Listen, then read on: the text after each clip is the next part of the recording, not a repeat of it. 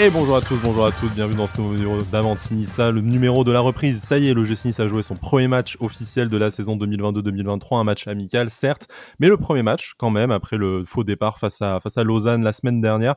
Score de parité, un partout, on en parlera un peu plus du contenu, mais on parlera surtout de ce qu'on a vu, du jeu, enfin du football peut-être à Nice, on oserait dire. En tout cas, voilà, on a pris beaucoup de plaisir ce matin malgré l'horaire inhabituel, même si c'est toujours plus plaisant au café qu'à l'heure de la sieste le dimanche 13h. Pour parler de tout ça avec moi, j'ai le plaisir d'accueillir Alric. Salut Alric, comment ça va? Salut Sky, salut à tous. Écoute, ça va très très bien. Je suis très content de redémarrer enfin une saison en voyant du football parce que ce matin on en a vu et ça fait plaisir de revoir un peu Lucien Favre aux ordres d'une équipe.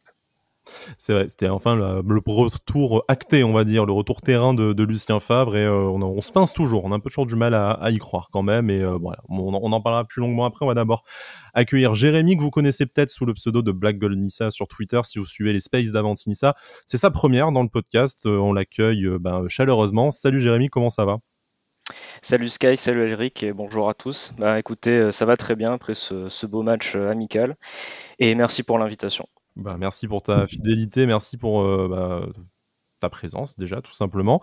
On va parler de ce beau match, comme tu disais. Avant de commencer à rentrer vraiment dans le point fort, les satisfactions, un peu tout ça, je voulais voir avec vous déjà votre première impression. On le disait, on a enfin revu du football. Est-ce que déjà, sans peut-être rentrer dans le détail technique, mais déjà, on a vu une vraie différence avec l'OGC Nice qu'on a connu cette dernière saison et peut-être même ces 4 dernières saisons, que ce soit dans l'intensité, tout ça. Et est-ce qu'il y a déjà un aperçu, un début de Pat Favre, selon vous, dans l'OGC Nice pour ce match de reprise? Vas-y Jérémy. Merci. Alors écoute, oui, moi je trouve qu'il y a quand même une belle différence par rapport à la saison passée, comme tu as dit. Donc, d'où le schéma différent, mais aussi tout ce qui est animation. Et pendant le space à la mi-temps aussi, tu avais parlé du fait des dépassements de fonction. On l'a bien vu notamment avec le côté gauche, Bar Thuram Gouiri, où il y avait vraiment une envie commune de jouer ensemble. Après, non, sur l'ensemble du match, vraiment, j'ai pris plaisir à le regarder, que ce soit la première mi-temps où c'était l'équipe titulaire, et même la seconde où il y a eu pas mal de turnover et quelques jeunes joueurs qui étaient très très intéressants à voir jouer. Donc on a commencé à voir quelques prémices de ce que voulait faire Lucien Favre. Et je pense qu'avec avec le temps et le travail sur les prochaines semaines et peut-être quelques recrues, ça semble très très prometteur. Oui. Alric. Ouais, je pense pareil. Je rejoins Jérémy. On a vu ce qu'on connaît des volontés de Lucien Favre, un jeu en possession avec une possession qui n'est pas stérile, qui va vers l'avant, qui crée du décalage. On a déjà revu aussi des connexions qu'on savait qu'elles fonctionnaient bien, mais qui s'étaient un peu perdues l'an dernier. Je pense notamment à tout ce côté gauche, Thuram Gouiri et un petit peu Melvin Barr aussi. On voit aussi qu'il y a des joueurs qui sont déjà prêts, hein, Andy Delors, première action au but. Et puis, voilà, c'est pour le côté des titulaires. C'est ce que je disais ce matin un petit peu avant le match lorsque la composition a été annoncée. C'est que malgré tout, bah, sans recrue, tu as une équipe qui a de l'allure, qui a de la gueule. Et ça fait plaisir parce qu'il y a déjà des automatismes qui, semble-t-il, sont déjà bien prêts. Et en seconde mi-temps, même si le rythme a été un peu plus tranquille, bah, l'équipe B, l'équipe biberon, si je peux dire, elle m'a montré des choses que j'ai envie de revoir. Et malgré cette petite erreur, il y a des jeunes que j'ai beaucoup aimés. Je pense à Daouda Traoré, je pense à Alexis Troyer forcément, Le et Trouillet FC, on n'oublie pas. Troyer FC, voilà, le GOAT. Hein. J'aimerais bien, il y a quelques jeunes voilà que j'aimerais bien revoir un petit peu pendant cette préparation et peut-être pourquoi pas pour entamer la saison. Il y a quelques jeunes que j'aimerais bien voir dans le groupe pro de manière prolongée. C'est vrai qu'il y a toujours cette habitude des jeunes qui ont l'occasion de se montrer avant que les premières recrues arrivent, ou qui sont parfois du coup un peu plus investis en début de préparation parce que c'est leur chance ou non d'accrocher le wagon pro. On peut penser les saisons dernières, il y avait notamment un garçon comme Justin Smith qu'on avait vu à la même époque briller en match amicaux. Voilà, là très clairement sur la première période et sur le premier match globalement, les jeunes, parce que je vous propose qu'on commence par ça, qui ont vraiment montré des belles choses. C'est d'abord Antoine Mendy qui était titulaire Ouais, au poste de latéral droit, bon, qui n'est pas tout à fait un inconnu puisque on l'a déjà vu apparaître dans le groupe pro ces dernières saisons. Et Daouda Traoré après qui est rentré et qui a même pas 16 ans a impressionné Lucien Favre, même qui en parle dans sa réaction d'après match. Donc c'est vraiment deux déjà belles surprises, ou en tout cas si ce ne sont pas des surprises, on a envie d'en voir plus. Et ça, en plus des jeunes qu'on connaît déjà. Tu parlais de Trouillet, il y a Lucas D'Acunha aussi qui est revenu de près avant peut-être de repartir. Mais d'un côté, on se dit peut-être qu'aussi, Lucien Favre va relancer quelques jeunes qu'on a peu vus lors de l'exercice précédent dans le groupe pro de l'OGC Nice. On sait que c'est lui notamment qui avait lancé Malansar au plus haut niveau, au très très haut niveau à l'époque. Donc pourquoi ne pas revoir ça avec quelques-unes des pépites de notre centre de formation. Pour rester sur les satisfactions comme ça, je vous propose de faire peut-être premier acte, deuxième acte, parce que le 11 a beaucoup changé.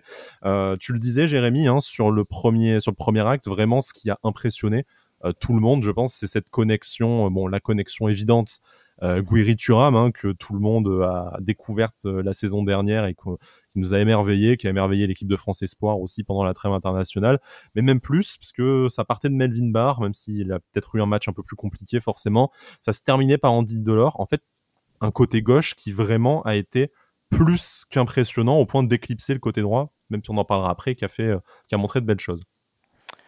Oui, tout à fait. En fait, pour moi, le premier enseignement de ce match-là, c'est qu'on a changé de schéma tactique. On est passé sur un 4-3-3 qui peut paraître simple, mais la clé c'était que chaque joueur était à son poste, donc chaque joueur était vraiment à l'aise. Et du coup, comme je l'ai un peu dit sur Twitter, c'est vrai que sur les phases offensives, on passait souvent à 3 derrière avec les Mina qui reculaient un peu. Du coup, ça permettait aux latéraux de monter et à Gouiri et Stengs d'être plus proches de Delors. Donc du coup, chaque joueur était vraiment à l'aise. Et quand chaque joueur est à l'aise sur le terrain, et en plus, ils se connaissent, parce que l'année dernière, ils ont quand même fait tous les entraînements et les matchs ensemble. On voit déjà quelques très bonnes choses sur le terrain. Donc oui, c'était vraiment très prometteur. Ça donne, Alric, quelques indications aussi par rapport au mercato, je pense, parce que très clairement, Andy Delors va avoir pour l'instant la place de titulaire en pointe. On voit mal Kasper Dolberg, surtout blessé actuellement, la lui disputer, en plus avec les perspectives éventuellement de départ qui s'offrent à l'attaquant danois. Amine Gouiri, visiblement, va occuper un peu le côté gauche de ce 4-3-3, même si, comme le disait Jérémy, voilà, c'est dans un rôle hybride qui va rentrer un peu plus dans l'axe et rester en soutien. On a vu des phases de jeu notamment où ça ressemblait même limite plus à un 3-5-2, mais voilà, c'est aussi la richesse tactique de Lucien Favre aussi qui permet de moduler un peu à la possession du ballon, avec Mario Lemina qui redescendait notamment en position un peu de libéraux entre les deux défenseurs centraux. Mais voilà, ça donne une indication qu'il n'y a peut-être pas tant d'empilement que ça devant. Si Amine Gouiri est amené à jouer davantage à gauche, il n'y a peut-être pas besoin de 2 ou 3 ailiers, mais peut-être que d'un seul. Et devant, tant que Kasper Dolberg n'est pas parti, ou Evan Guessant, même si ça devrait se rapprocher, il y a peut-être besoin que d'un seul numéro 9 en réalité également. Je pense qu'il te faut un peu de marge, parce que d'autant plus si tu joues la Coupe d'Europe, tu auras besoin d'un effectif étoffé. Lucien Favre ne s'en cache pas. Après, quand je vois ce 11 titulaire aligné ce matin, effectivement, le fait que tu changes de système, ça change la place de certains titulaires et ça laisse présager que tu n'auras pas besoin d'avoir peut-être 6 ou 7 recrues comme annoncé. Après, voilà, je sais pas trop comment Lucien Favre conçoit son 11 de départ, si ce qu'on a vu aujourd'hui, ce sera l'équipe qui démarrera le championnat. Mais à l'heure actuelle, ouais, j'avais un peu de mal à imaginer qu'il y ait 6 recrues qui pouvaient venir. C'est même de là que j'ai fait une petite blague lorsqu'il y a eu le plan sur Jean-Pierre River au téléphone. J'avais même fait la blague en disant, voilà, si vous donnez juste Yann Sommer, ça ira très bien. Le reste, finalement, quand on voit l'équipe B, ça me va très bien. Tu parles de Yann Sommer parce que la question se pose au niveau du gardien de but, puisqu'effectivement avec le départ de Walter Benitez, on est un peu en déficit déjà numérique forcément à ce poste-là. Jérémy, je pense qu'on peut unanimement souligner un excellent match de Marcin Bulka qui a été décisif sur plusieurs occasions du Cercle Bruges. Je pense qu'avec un autre gardien dans les cages, le score aurait été même toujours anecdotique vu que c'est un match de préparation, mais malgré tout, le scénario du match aurait pu être rapidement très très différent, notamment en première période où il y a ça double, voire triple intervention, si on compte le moment où il est suppléé par Mario Lemina sur sa ligne. Et je crois qu'il y a une parade tout aussi impressionnante dans le deuxième acte également. Mais voilà, Marcin Bulka qui compte vendre chèrement sa peau, en tout cas, à son futur concurrent. Oui, de mémoire, je crois qu'au début du match, il fait déjà un très bon arrêt, donc du coup, ça nous sauve un peu le match d'entrée. Et je crois qu'en fin de première mi-temps, de mémoire, on était quand même assez on avait beaucoup de mal, on subissait quand même. Et il a quand même sorti, je crois, 3-4 parades qui sont quand même assez, bon, pas toutes très très compliquées, mais il fallait quand même les faire et il était là. Après, moi, ben, c'est vrai que sur ce match-là, j'avais toujours un petit peu le doute pendant le mercato. Je pense quand même qu'il faut prendre un autre gardien. Mais c'est vrai que de base, tu me dis, on passe la saison avec Bouka numéro un. Moi, j'ai pas trop de soucis, hein, parce que déjà l'année dernière, sur les matchs auxquels il avait participé, moi, je l'avais trouvé très très bon. En Coupe de France, hein, notamment, il avait vraiment été bon et surtout, il est très rassurant, je trouve, dans le domaine aérien. Là où c'était malheureusement un petit point faible pour Benitez. Donc oui, non, non, Boulka, comme beaucoup d'autres joueurs, ont fait un très bon match. Ouais. Et juste pour rebondir sur ce que disait Elric sur le 11 de départ, je crois que ça fait très longtemps qu'on n'avait pas commencé une préparation justement avec un 11 de départ complet comme celui-là. Parce que je me rappelle les dernières saisons, on avait commencé des pré-saisons, voire même des championnats avec une équipe vraiment B, et, avec des arrivées très tardives. Donc là, c'est vrai que c'est un bon point positif d'avoir au moins 11 de départ fixe et qui est compétitif. Oui, en Et plus, sans recrue, toujours. voilà, Sans Et recrue. sans ouais. recrue et sachant que tu as en fait Attal qui est préservé par rapport à sa reprise tardive de l'entraînement et son épaule toujours un peu fragile. Même chose voilà pour Jordan Lotomba qui est revenu tard, mais je veux dire, plus de ça, sans avoir un banc rassurant, parce que bon, tu avais beaucoup de jeunes et on les a vus en deuxième période, mais tu avais quand même des joueurs qui peuvent légitimement prétendre au groupe pro, les deux que j'ai cités qui devaient revenir. Tu as Schneiderlin qui est rentré en deuxième période, qui a failli marquer d'ailleurs, ça aurait rendu un petit Ouais. hommage à notre cher Brice.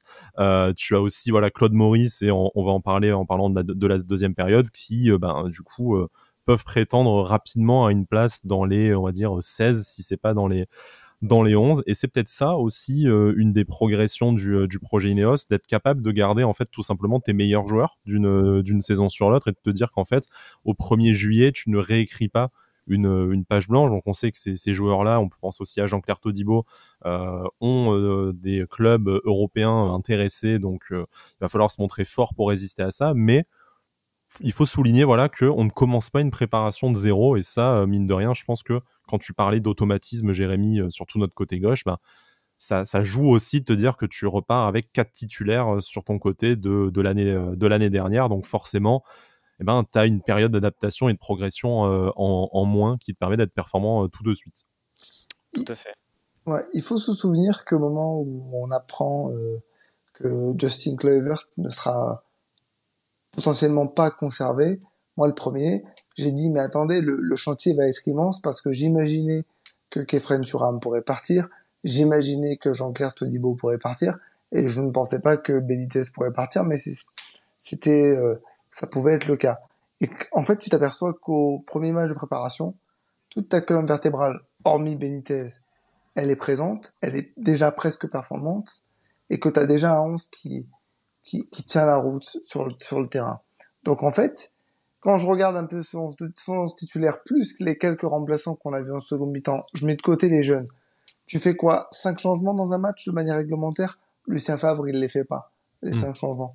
Donc en fait, un groupe un peu élargi pour quelques matchs, pour un tout début de saison, le temps de finaliser les derniers dossiers, ça tient la route. Ça tient vraiment la route. Bien sûr qu'après, tu auras besoin de quelques recrues pour étoffer ton effectif. Mais là, tout de suite, si on me dit demain, c'est le premier match contre Toulouse, j'ai pas peur. Hein.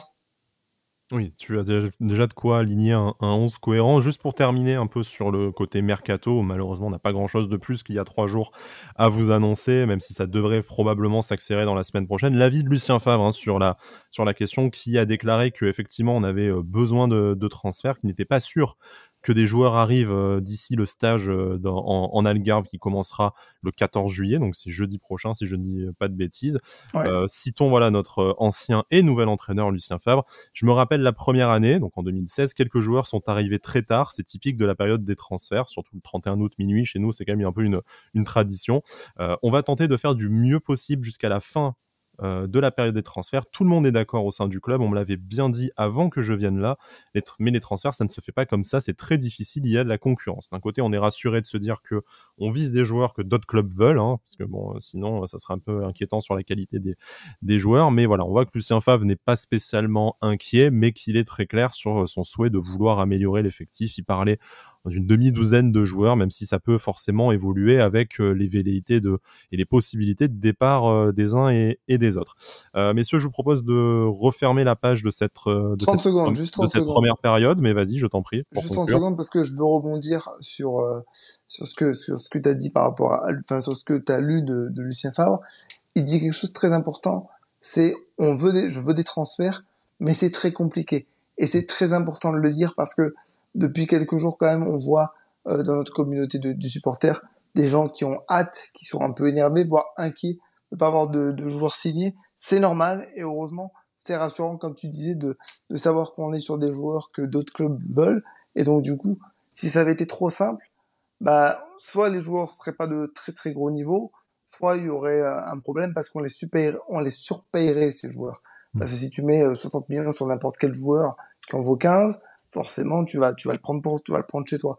Là, on se bat peut-être dans une partie de compétition qui est peut-être pas encore celle qu'on maîtrise bien, mais au moins on va au contact pour certains joueurs qui sont importants et forcément ça demande un peu plus de temps. C'est pour ça que je suis pas inquiet parce qu'aujourd'hui le 11 qu'on a vu pour démarrer la préparation, il est très intéressant. Jérémy, est-ce que toi tu fais partie de ceux qui sont inquiets par rapport à l'avancement du mercato, ou est-ce que, comme le dit Lucien Favre, ça peut prendre du temps, même si on est tous d'accord qu'idéalement, plus vite tu as ton équipe, mieux c'est. Mais voilà, est-ce que pour toi, ça commence aujourd'hui, samedi 9 juillet, à être une source d'inquiétude? Alors inquiet, alors je l'étais un petit peu, le match d'aujourd'hui m'a un petit peu rassuré, on va dire. Mais bon, de caractère, je suis un peu inquiet, c'est normal. Mais on va dire que oui, après, on a toujours envie, comme tu as dit, que les recrues arrivent le plus vite possible, hein, pour que l'effectif se fasse rapidement. Après, bon, on a vu le cas d'ailleurs avec Lucien Favre où Mario Balotelli et Younes Belhanda avaient signé à la fin du mercato et on avait fait une très belle saison. Donc c'est vrai qu'on est toujours attiré par le fait d'avoir des recrues parce que ça fait nouveau, on a une nouvelle recrue, c'est bien. Mais c'est vrai qu'après, la réalité, elle est actuellement tout autre, vu qu'on a un bon 11 de départ, comme l'a souligné Elric, et surtout qu'on a un très bon entraîneur. Ça fait la différence cette année. Et en plus, ce qui est bien, c'est que là, Lucien Favre reste très calme, très serein. L'année dernière, c'est vrai que Christophe Galtier avait été très pressé d'avoir Véhément. cette première Ouais. recrue, voilà, véhément, très pressé. Là, on sent un peu plus de sérénité au sein du club, on sent que c'est géré, que tout va bien, et donc je pense que c'est une très bonne chose. Ouais, sachant que c'est au club, ça s'est quand même bien remis à l'endroit, hein, comme je disais dans le space à la mi-temps. Je pense que le fait d'écarter Julien Fournier et de s'adjoindre les services de Yen Moody comme consultant externe qui va pouvoir remplacer Julien Fournier dans les négociations, ça va enfin pouvoir faire démarrer les choses sérieuses et essayer de provoquer un peu une recrue, parce que jusqu'à la semaine dernière, c'était un peu plus, voilà, avec les conflits qui existaient, c'était un peu plus compliqué au final de savoir qui allait faire quoi, et je pense que ça a mené à l'issue qu'on connaît pour le sort de Julien Fournier. Un petit rappel quand même, c'est notre ami Club Nissa, Guillaume, qui le faisait remarquer l'autre jour. La saison dernière, la première recrue arrive le 14 juillet en la personne de Calvin Stengs. Donc pour l'instant, si en plus on ne compte pas Marcin Bulka, dont l'option d'achat a été levée dès le mois de juin, pour l'instant on n'est pas non plus en retard par rapport au rythme de la saison dernière, et on sait que voilà, Christophe Galtier désirait beaucoup de recrues l'année dernière. S'il était resté cet été, il demandait pas moins d'une dizaine de recrues aussi. Donc là, on est sur un mercato qui sera peut-être tout aussi ambitieux au niveau qualité des joueurs, mais en tout cas en nombre, on est sur quelque chose de beaucoup plus réservé. Donc 6 joueurs en un mois et demi, là, ça me semble encore très largement possible, même si le spectre des barrages face à Limassol, je pense, traîne encore au-dessus de la tête de beaucoup de supporters, Ouais, qu'on aimerait être l'effectif est sûr plus le d'avoir même, un hein. effectif complet au mois d'août, quand il va y avoir ce barrage de Conference League. Passons de l'autre côté, messieurs, et du côté de la deuxième période où il y a eu de nombreux changements. Alors paradoxalement, ça a peut-être un peu moins bien joué. Après, vous me direz si vous partagez cet avis, mais ça a peut-être un peu moins bien joué au ballon. Mais Lucien Favre soulignait qu'il était vraiment davantage content de ce deuxième acte parce qu'il a trouvé qu'on jouait trop bas en première période. Et c'est vrai qu'on a vu un Mario Lemina omniprésent à la récupération, mais qui jouait vraiment limite en position de libéraux aux 30-35 mètres plutôt que d'avoir un bloc haut qu'on a revu en deuxième période. Il y avait plus de déchets parce qu'il y avait plus de jeunes joueurs, en tout cas voilà, moins d'expérience, peut-être moins de talent sur la pelouse, mais on y a aussi vu des choses intéressantes. Je pense notamment à Alexis Claude Maurice, qui retrouve un poste et un schéma tactique qui correspondent beaucoup mieux à ses qualités footballistiques. J'ai envie de dire merci Papur C1.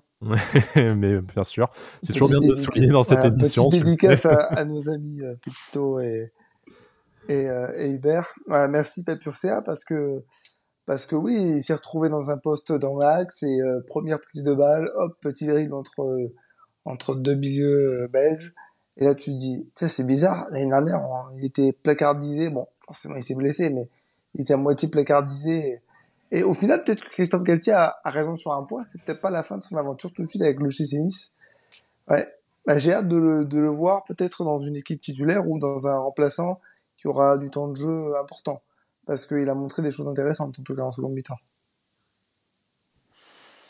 Ouais, tout à fait. C'est vrai qu'il a été très bon. Moi, j'attendais beaucoup de. Moi, il y avait deux joueurs que j'attendais aujourd'hui. C'était Stengs que j'aime beaucoup et Claude Maurice aussi, parce que je me doutais que dans ce schéma-là, il pouvait vraiment profiter et jouer comme ils l'entendent.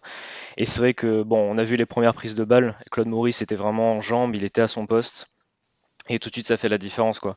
Et c'est vrai qu'il y a une légère frustration, du coup, par rapport à l'année passée, où je pense qu'il aurait vraiment pu apporter beaucoup de choses, Claude Maurice. Et du coup, c'est vrai qu'il n'a pas pu, étant donné les schémas tactiques et la rigidité de Christophe Galtier sur son schéma tactique. Mais bon, après, maintenant, profitons de Claude Maurice, qui peut être considéré comme une recrue. Ça fera plaisir à Monsieur Jean-Pierre River. River, ouais. Voilà. Notre première Mais recrue, c'est ouais. Alexis Claude Maurice. C'est ça, voilà, on peut dire ça. Mais non, du coup, j'ai hâte de le revoir. Lui et Stanks ont plutôt fait un bon match, j'ai trouvé. Il y a Lucas Merci, tu Acuna me fais aussi. plaisir. Tu me fais plaisir. Parlons de Calvin Stengs, du coup. C'est vrai que bon, qui est resté sur la pelouse en deuxième période. On n'a pas trop parlé du coup du premier acte avec lui, mais Calvin Stengs qu'on a trouvé métamorphosé. Alors bien sûr, il y a eu encore un peu de déchets parce qu'on peut toujours trouver à redire aussi. Mais pareil, moi je trouve que dans le comportement, dans la confiance balle au pied, ça n'avait pas grand chose à voir avec le Calvin Stengs qu'on a vu l'année dernière. Alors comme pour Claude Maurice, l'idée c'est pas non plus de tout mettre sur le dos de Christophe Galtier, ce serait tentant. Je pense qu'on a même franchi parfois cette limite-là, mais bon, très clairement, c'était deux joueurs avec Alexis Claude Maurice qui ne correspondaient pas du tout à ce que voulait mettre en place Christophe Galtier. Alors, ils ne se sont certes pas habitués, et peut-être que voilà, il faudra qu'ils travaillent là, un peu de polyvalence pour exploser au plus haut niveau, mais là, dans un système et dans un poste qui vraiment correspondait aux qualités de Calvin Stengs, que ce soit sur le côté ou un peu aussi dans le cœur du jeu, où on l'a vu épisodiquement. Moi, j'ai vraiment trouvé, enfin, on a retrouvé en fait ce qu'on avait entrevu trop rarement et ce qu'on aimerait voir tout le temps chez ce garçon-là, c'est une vision du jeu et une qualité technique qui est vraiment au-dessus de la moyenne. Bon, il n'a pas été avantagé par le fait que le jeu penchait, surtout en première Mhm. mi-temps, énormément à gauche. Là où je me suis dit, c'est bien, parce que ça montre des qualités, mais attention qu'on ne devienne pas une équipe prévisible qui ne privilégie que Amine Gouiri et Fred Thuram. Voilà.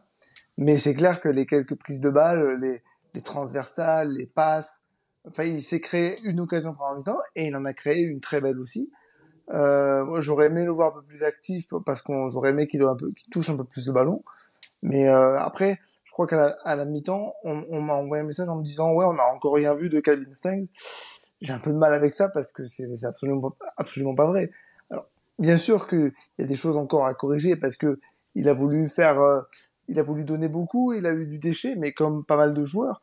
Mais pour l'instant, pour un début, pour une reprise, presque tenté de dire que notre deuxième recrue, c'est Calvin Stengs.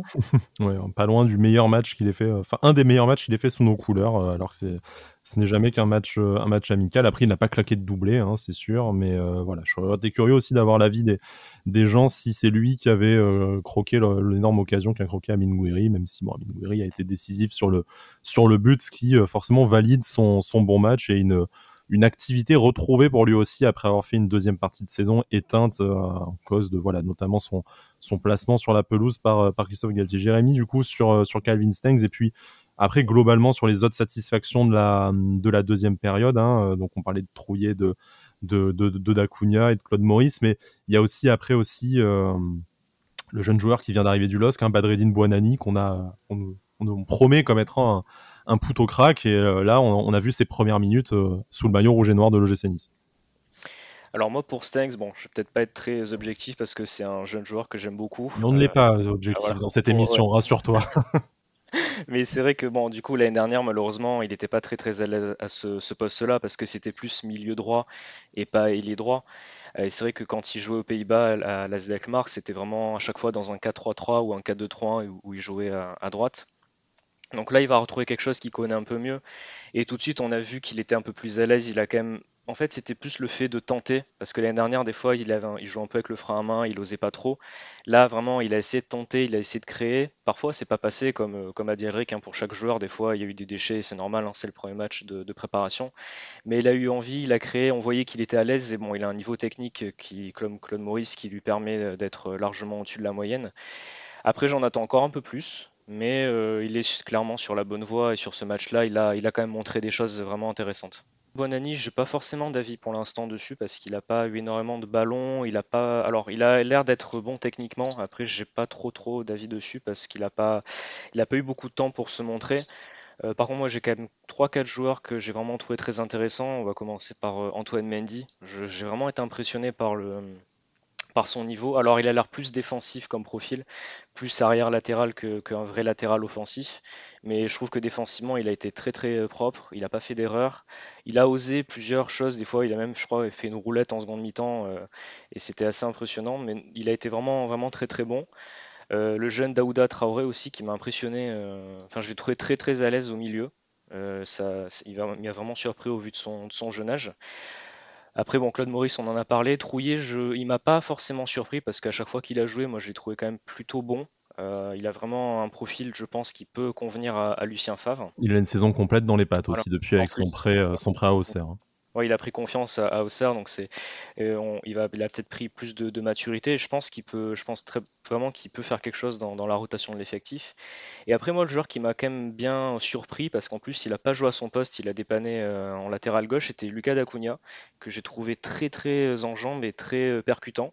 Enfin, il a fait plusieurs montées où il a fait même des 1-2, il a même fait une très grosse frappe à la fin du match. Je l'ai trouvé vraiment très en jambes et il a vraiment eu un niveau que je trouve supérieur à l'année dernière. Donc je pense qu'il a eu un bon prêt de 6 mois à Clermont qui l'a mis en confiance. Et donc pourquoi pas lui aussi le voir plus souvent dans l'effectif professionnel, hein. Alric, pour conclure, est-ce qu'il y a un joueur dont on n'aurait pas parlé, du coup, dans ce deuxième acte que tu aurais envie de revoir, ou en tout cas dont tu attends certes avec satisfaction, mais dont tu attends plus pour le prochain match, notamment le tournoi de l'Algarve qui arrive avec les rencontres face à Benfica et face à Fulham? Non, bah, je crois que Jérémy a dit l'essentiel sur les joueurs qu'il a cités. Après, moi, j'ai surtout envie d'avoir un petit mot pour les joueurs qui n'étaient pas là et qu'on n'a pas vu. Je pense à notamment Bilal Brahimi, je pense à Youssef Attal, je pense à Hicham Boudaoui. Je me dis, ces joueurs-là, par exemple, quand on voit les petits jeunes qui vont se battre pour avoir leur place, j'espère qu'ils sont prêts à se battre aussi parce que il va y avoir de la compétition. Et justement, ça me permet de vous poser une question, un mini débat dans l'émission. Des jeunes comme Lucas Dacunia ou Alexis Trouillet, par exemple, qui sont déjà partis en prêt, est-ce que vous les feriez repartir en prêt? Moi, je suis pas certain, hein. Ça me semble compliqué d'intégrer les deux, personnellement, dans l'effectif. Maintenant, après, ça dépend aussi de la volonté du joueur en matière de temps de jeu. Ça serait, selon moi, pas déconnant que les deux bénéficient d'une saison complète en Ligue 1 avant de se frotter à la concurrence de l'OGC Nice. Maintenant, dans la rotation, sur les postes, voilà, que ce soit au cœur du jeu, notamment pour Alexis Trouillet ou sur les côtés pour Lucas Dacunia, je pense que si ça leur convient, ils ne feront certainement pas honte à l'effectif de l'OGC Nice, très loin de là. Oui, pareil. Je pense pareil. Après, c'est vrai que ça dépend déjà, comme tu l'as dit, Sky, de la volonté du joueur. Ça dépend aussi de ce que pense Lucien Favre du joueur, parce que si, par exemple, lui, il n'est pas satisfait Mm. de la prestation d'un joueur, il va pas forcément vouloir le garder. Mais je pense, enfin, si tu me dis Trouillet et Dacunia en remplaçant dans l'effectif actuel, pourquoi pas? Après, il faut que le niveau qu'ils aient montré aujourd'hui reste constant, parce que c'est vrai que si ce sont des Ça, je joueurs suis d'accord.